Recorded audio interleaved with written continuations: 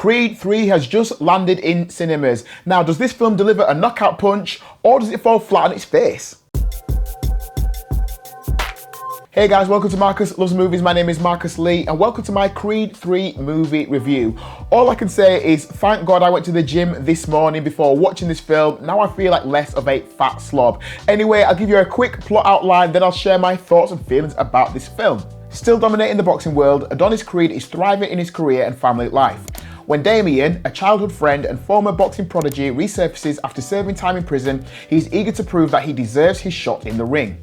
The face-off between former friends is more than just a fight. To settle the score, Adonis must put his future on the line to battle Damian, a fighter who has nothing to lose. Now the trailer actually tells you more or less where the film is going to go. That plot outline actually tells you where the film is going to go. You know there's going to be a fight between the two of them, between Adonis and Damian. It's just a case of how do we get there and what happens along the way. The film has a good script and it provides us with a semi-decent backstory about Adonis and Damian when they were younger and some of the things that they went through. The film does have a couple of bits that you can probably see coming from a mile off because the script is pretty standard stuff and it's all about building up to this big fight. This is Michael B. Jordan making his directorial debut in a film where he's also acting himself, which is a very hard thing to do. I know that from personal experience because I've also directed a film in which I've also acted in. I'll leave a link for that. The film is called Death and All His Friends. I'll leave a little card where you can click on that and check it out for yourself. But it's a difficult thing to do to direct yourself when you're acting in that film.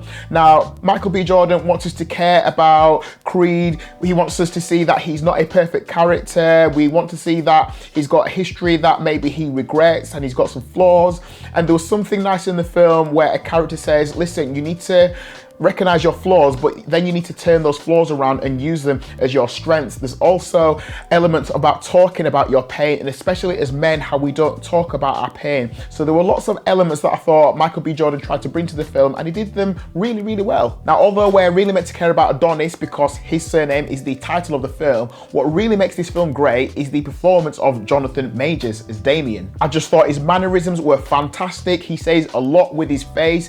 You really empathize with that character. Although he's meant to be the main antagonist, you completely get on board with him. You understand his story, you get his journey, you understand why he made those decisions. And although he makes some bad decisions in the film and things where you think, I don't like the fact that you've done that, you're on board with him because ultimately he wants a second chance in life. He feels like his big chance was taken away from him and he just wants an opportunity to succeed. Obviously, actors make movies all the time. You'll get an actor who will appear in 3 or 4 or 5 releases within the space of a year, but it's a rare thing where you get an actor who appears in 2 films which are released very close together and then you're able to compare them. So we've got Jonathan Majors who appeared in Quantumania, which was released a few weeks ago, and now we've got him in Creed 3, which allows us to look at the 2 films, put them next to each other and compare the performances of the actor in each film. Now, I actually thought that Jonathan Majors was one of the best things about Ant-Man and the Wasp Quantumania. He is Kang the Conqueror. He's going to be all over the MCU for the foreseeable future,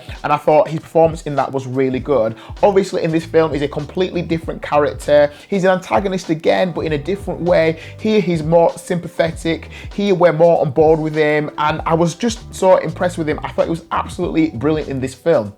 And I think his 6-pack probably deserves an award as well. For the final fight scene, the filmmakers made some creative choices in terms of how they produced that, how they filmed that. And I got to admit that I'm a little bit torn because it's different to what you would normally see. And on one hand, I'm thinking, well, you have to do something creative to make this fight look different to every other boxing film which has gone before it. And then on the other hand, I'm thinking, well, this is a little bit too art house for me and it's taken me out of the fight. I won't tell you exactly what I mean. Watch for yourself and you'll understand what I mean. During this film, I was reminded of some of the cinematography in the first Creed film, which was directed by Ryan Coogler. One of the things that made that film stand out for me was one particular fight scene, which consisted of a 4-minute unbroken single take where the camera weaves in and out between these fighters. It looks absolutely fantastic. It felt really, really cinematic. I think something like that is missing from this film, but generally the cinematography in this film was pretty good. The film has a training training montage. I always enjoy a good training montage. It's there to inspire you to get fitter. There were some new moves in there, you know, like climbing ropes in a way that I thought, I can't do that right now. Maybe in a few years, we shall wait and see. We'll see what happens. Some parts of the film I thought felt very much like they were lifted from Rocky.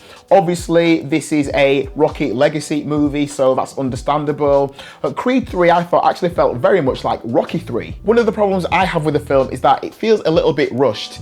Yes, it does a good job of giving Damian a backstory. Yes, we get to go back to Adonis's childhood and learn more about his character, but it all feels like it's rushing towards this final fight, and I feel like the whole thing could have been fleshed out a little bit more. That could have been done by giving the film another 20 or 30 minutes added to its running time and allowing us to explore these characters and this story in a little bit more detail. But the good news is I genuinely enjoyed this film and I would recommend it to someone else. I think it's a very good directorial debut from Michael B. Jordan. He's made a very strong film, and I didn't think I'd say this after watching Creed 2, but after watching Creed 3, I would definitely be up for a Creed 4. All I would say is make it a little bit longer and make sure the script is as strong as possible. So my official Marcus Loves Movies rating for Creed 3 is, mini drum roll, 4 stars. So that's what I thought about Creed 3, but as always, I would love to know what you thought about it. Did you feel like this film packed a punch, or were you ready to throw the towel in the first few minutes?